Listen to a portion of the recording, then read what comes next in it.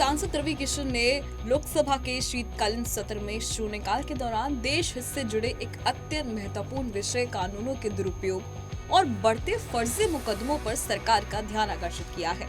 जी हां, सांसद रवि किशन ने कहा है कि आजादी के बाद लोक कल्याण और सामाजिक समरसता को ध्यान में रखते हुए सरकारों ने अनेक महत्वपूर्ण कानून बनाए, जिनका उद्देश्य देश के सर्वांगीण विकास को सुनिश्चित करना था। लेकिन समय के साथ इन कानूनों का बड़े पैमाने पर दुरुपयोग भी देखा जा रहा है। उन्होंने कहा कि हमें अभी भी समस्याओं से पूर्णतः मुक्ति नहीं मिली है।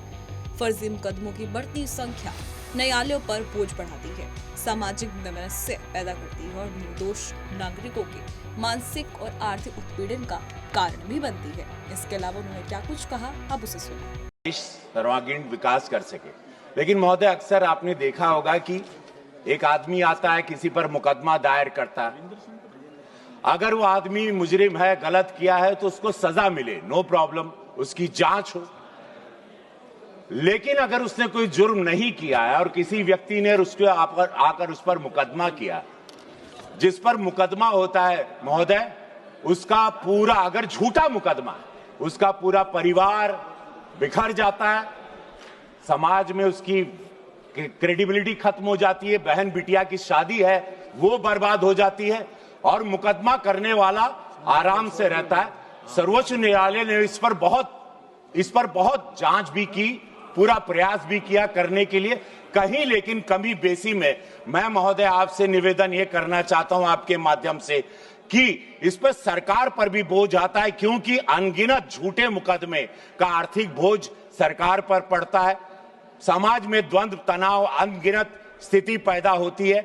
मैं आपके माध्यम से सरकार से मांग करता हूं, लोक कल्याण हेतु निर्मित किसी भी कानून के दुरुपयोग कर फर्जी मुकदमा दायर करने वाले लोगों के खिलाफ सख्त कार्रवाई की जानी चाहिए। कतिपय कारणों में फर्जी मुकदमे को सही ठहराने वाले जांच एजेंसी जिसने इस पर जांच की है, उन पर भी एक कानून बनना चाहिए।